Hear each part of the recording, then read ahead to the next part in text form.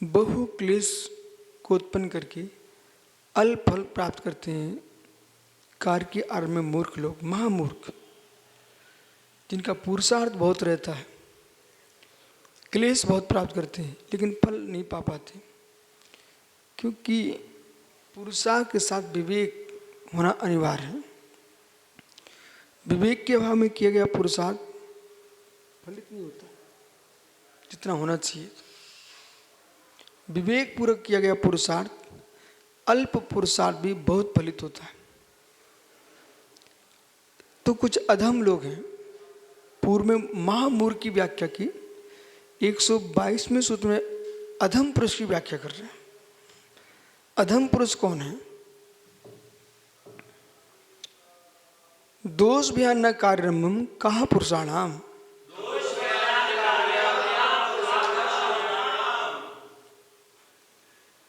अब इससे बड़ा अर्थशास्त्र क्या होगा, न्याय नीति शास्त्र क्या होगा और व्यवसायिक शास्त्र क्या होगा, सारी विद्या बता रहे आप। पुरुषार्थ सिद्ध कराने वाला शास्त्र कौन होगा? ऐसे लोगों से दूरी बना के रखना चाहिए जो हमारे उत्साह को, उमंग को भंग करने वाले हैं। हमारे उत्साह उमंग को नष्ट करने वाले लोग हैं, ये हमारे महाशत्रु लोग हैं, जिनके अंदर सम उमंग है ही नहीं, उत्साह है ही नहीं। उत्साह शक्ति विश्व की सबसे बड़ी शक्ति है। उत्साह शून्य है, बिहार में गिरी बातें करते हैं। बालक जाओ, आवाज कौन कर रहा है? और गिरी बातें करने वाले लोग स्वयं गिरे होते हैं, दूसरों को गिरा देते हैं। हमको सलाह उनसे लेना चाहिए जो उत्साहित हैं, वो अपने कार्य में सफल हैं, ईर्षा रहित हैं। उत्साहित हैं, अपने कार्य में सफल हैं, लेकिन ईर्षालु हैं, उनसे कभी सलाह लेने मत जाना, क्योंकि ईर्षालु कभी नहीं चाहता कि ये आगे उठ पाए, तो सलाह सम्यक नहीं दे पाएगा। ईर्षा रहित हो, आर्जव मार्ग गुण से युक्त हो, ऐसे सफल पुरुष से सलाह लेना चाहिए। जो पहले से उत्साहीन है, अब यहाँ माना कि आपको चारित्र की व्याख्या कर रहे हैं, जिनको संयम के कहीं परिणाम ही नहीं हुए, संयम पालन करने की उत्कृष्ट भावना ही नहीं है, बस पंचम काल कह करके सतलाचार की पुष्टि कर रहे हैं। ऐसे लोगों के साथ रह करके तुम क्या श्रेष्ठ काम कर पाओगे और क्या आगे बढ़ पाओगे? ठीक, सो जाओ, 3 बजे जग के क्या करोगे आप? सो जाओ, तो तुमको कब उठा पाएगा? स्वयं सोएगा, दूसरे सुलाएगा। समझे कि नहीं आप? ऐसे व्यवसाय में जो पान का ठेला लगाने की क्षमता रखता है, उस व्यक्ति से आप सलाह लेने गए हो, भाई मुझे फैक्ट्री खोलना है, कंपनी डालना है। बोले भैया क्या कर रहे हो तुम, इतना पैसा बर्बाद करोगे, हिम्मत है उतनी तुम्हारे लिए? अब पान के ठेले वाले से तुम फैक्ट्री की सलाह लेने गए हो, वो क्या उसे क्या सलाह दे पाएगा? ऐसे ही जो रात्रि वहीं त्याग करने की क्षमता नहीं रखता है, उस व्यक्ति से तुम कह रहे मैं महावर्ती बनने जा रहा हूँ, वो कहे भैया बहुत कठिन काम है, हम तो एक दिन का रात्रि भोजन नहीं छूटता, 24 घंटे पत्नी को डोरे घूमता रहता है। ऐसे व्यक्ति से तुमको मैं ब्रह्मचर्य बतलाने जा रहा हूँ, वो कभी सलाह नहीं दे पाएगा। समझ में आ रहा कि नहीं? सलाह उनसे लेना चाहिए जो मार्ग पर दृढ़ हों। और कुछ ऐसे लोग भी मिलेंगे जो मार्ग पर हैं पर मार्ग पर जी नहीं पा रहे हैं। ऐसे लोगों से सलाह मत लेना, जो सफल नहीं है अपने मार्ग पर। वे यही कहेंगे भैया तुम घर में ही रहो। बहुत प्रकार के लोग होते हैं, दीक्षा लेने जाओ ना तब सब जगह अपन घूमते हैं, सब जगह मिलते जुलते हैं, तो लोगों की जो सलाह होती हैं वो अनुभव की होती हैं। हर व्यक्ति सलाह अपनी अनुभूति से देता है, तो फिर हमें उसकी सलाह न देख रहे अपनी क्षमता देखना चाहिए, अपनी क्षमता से निर्णय करना चाहिए, पर की सलाह से नहीं। कुछ ऐसे भी लोग सलाह ऊंची सलाह दे सकते हैं, पर तुम्हारी क्षमता नहीं है, तुम नीचे गिर पड़ोगे। तो हर व्यक्ति को परस्पर में सलाह तो लेना चाहिए, लेकिन अपनी क्षमता का ध्यान रखना चाहिए। वे लोग अधम हैं जो पहले से ही डर जाते हैं, उनको हिंदी भाषा में बोले तो डरपोक। डरपोक लोग हैं, पहले से डर चुके हैं, उनसे काम क्या करा पाएंगे? बोले ऐसा करेंगे? बोले हमसे संभावना नहीं करना, हम ऐसा कर नहीं सकते, हमसे कोई आप पहले से सोच के नहीं बैठना, हम ऐसा कर नहीं सकते हैं। डरपोक लोग हैं, हमसे कोई उम्मीदें नहीं रखना। माना कि मैं कहूँ भाई आप इस प्रकार श्रेष्ठ चर्या करना, निष्प्रय रहना, जगत से मोह रखना, जगत की झंझटों में फंसना नहीं, हमसे कोई उम्मीदें नहीं रखना भाई, हमसे कोई उम्मीदें नहीं रखना। ओ डरपोक लोग हैं, असमर्थ लोग हैं। यहाँ की भाषा में अधम पुरुष जो दोष भियान, दोष के भय से कार्य कोई आरंभ नहीं कर रहे। अरे मित्र प्रश्न ये है ना, पारसेन पार्शनाथ, क्या आप खेती करते? क्या खेती नहीं करते, व्यापार करते हो, सर्विस? सुनो, अब बैंक का मैनेजर है, अब पहले ही सोच ले भाई इतनी बड़ी बैंक में कितनी बड़ी सीट रहती है मैनेजर की, ये बुद्धि कैसे लगाऊंगा मैं, क्या काम हो सकता है? तुम कभी मैनेजर ही नहीं बन सकते थे। अपने आप को झोंकना पड़ता है कि मैं ऐसा कर दूंगा। किसान सोचे इतना बीज बोऊंगा तो चिड़िया चुन जाएंगी, कहीं बैल खा गए, कहीं सांड घुस गया, तो कहीं बंदर घुस गए, तो कहीं क्या होगा, मैं कैसे फसल उगा पाऊंगा? मृग घुस गए, हिरण चले गए, रोजे घुस गए, रोजा पहाड़े पहाड़े, नीलगाय घुस गई, मैं कैसे फसल उगा पाऊंगा? तो मेरा सारा बीज नष्ट हो जाएगा। बीज नष्ट हो ना हो, लेकिन तेरी बुद्धि तो नष्ट हो गई। ऐसा आदमी कब फसल उगा पाए? खेती पड़ी रह जाएगी, कई बीघा भूमि रहेगी उसके पास, लेकिन खाएगा भीख मांगे दाना।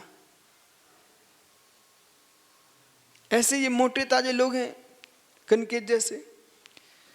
अब मेरी सामर्थ्य नहीं है, हम साधु कैसे बन सकते हैं? ठीक है, ठीक है, करो तुम दूसरे साधु प्रणाम करते रहो, मत बनो।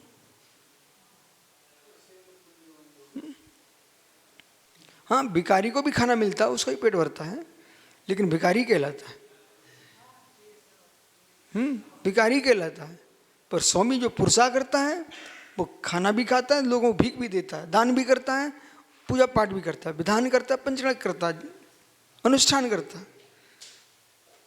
इसलिए कहा पुरुष कायन पुरुष है ना, वे करने के पहले ही भयभीत हो जाते हैं।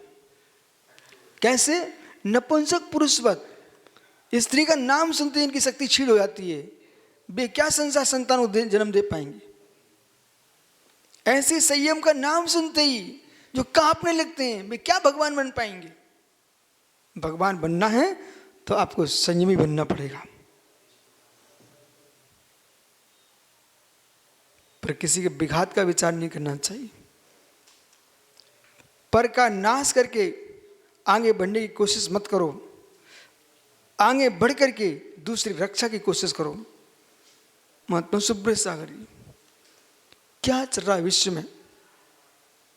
आज आवश्यकता है कि मानव को मानवता का बोध होना चाहिए, मानव धर्म का तो निर्णय करना चाहिए। विश्व की सारी सरकारें हों, परस्पर में एक दूसरे के प्रति परस्पर को जीवाना मैत्री भाव रखना चाहिए। भारत से विश्व को सीखना चाहिए। यहाँ कितने परंपराओं को मानने वाले लोग रहते हैं, फिर भारत सबको बासल से रख रहा है। ऐसे जितने राष्ट्र जितने देश हैं, चाहे बंगला हो कोई भी हो, इन सबको परस्पर प्रेम से रहना चाहिए, बासल से रहना चाहिए, मानवता से रहना चाहिए। कैसा क्रूरता फैला करके दूसरे की हत्या करके तुम श्रेष्ठ नहीं बन सकते हो। दया ही श्रेष्ठता सिखाएगी। इस बात को सभी को ध्यान रखना चाहिए।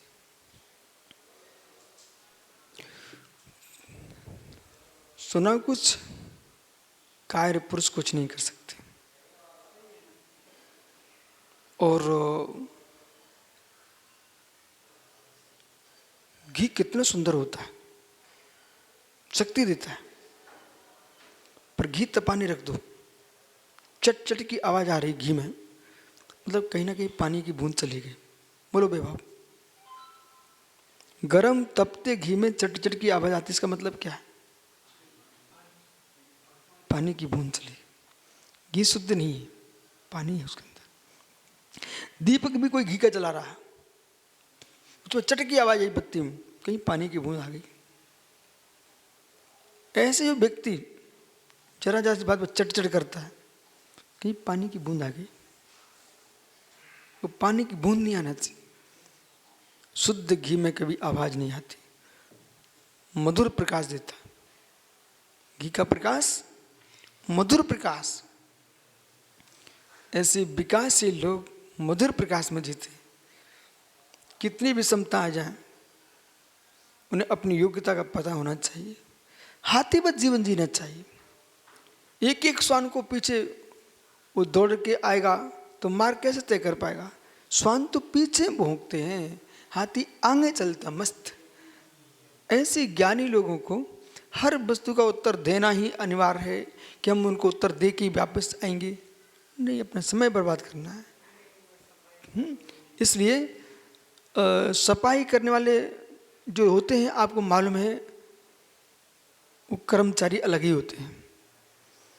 तो तुम कर्मचारी तो सफाई दो, पर वो तीर्थंकर पारसनाथ पर कमठ ने उपसर्ग किया, वो किसी को सफाई देने नहीं गए, उसका मिथ्या साफ हो गया, कमठ गई। ये सूत्र कब काम में आएंगे? विराट कम कथम अंतरे जनाय प्रकोपति त्रुंगलम पाद्यम सुंदर पाद्यते। थोड़ा समय दो ना।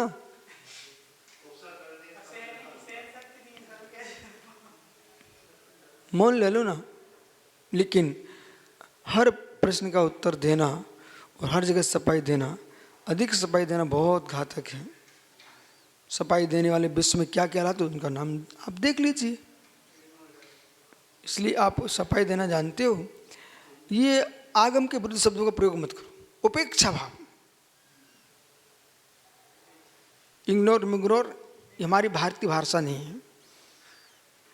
हमारे शास्त्रीय भाषा का प्रयोग कीजिए। आप उपेक्षा भाव का आलम्बन लीजिए, माध्यस्थ भाव का आलम्बन लीजिए।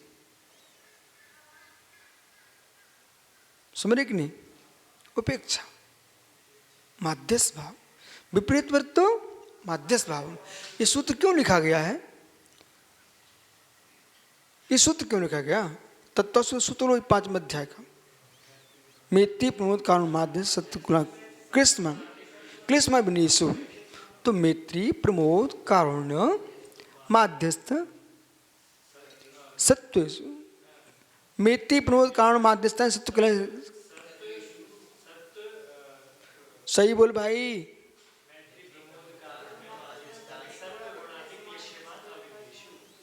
तो अलग से मत बोलो, विनेशु, ठीक है ना? मैत्री प्रमोद कारुण माध्यस्थन सत्व गुणाधिक क्लेश माना विनेशु। तो ये सूत्र उमासु मैंने क्यों लिखा? तो प्राणी मात्मा में मैत्री भाव रखिए आप, सत्व इसमें गुणियों में प्रमोद रखिए। जो दुखी प्राणी हैं उन पर दया कीजिए, जो विपरीत वृत्ति वाले लोग हैं उन पर मध्यस्थ भाव रखिए। तो सत्वे मैत्रीम गुणसु प्रमोदम क्लिष्टे जीवेश कृपा परत्वं मध्यस्थि भावं विपरीत वृत्तो सदा आत्मा देव। तो ये सूत्र सामायिक में पाठ करने के लिए कि सामायिक करने के लिए है? ये बड़े बड़े लोगों को बोला, तीनों समय की सामायिक उन्होंने उनको पाठ करते देखा, और हम जैसे साधु पहुंच जाए तो आंख उठा के ना देखें। ये क्या है? पाठ करने के लिए सामायिक के लिए है। तो पाठ का मतलब ये जो जिस पाठ में लिखा है, द्रव्य आगम को भावागम बनाइए, ठीक है? शेष आगे विचार करेंगे, परंतु सुनाइए।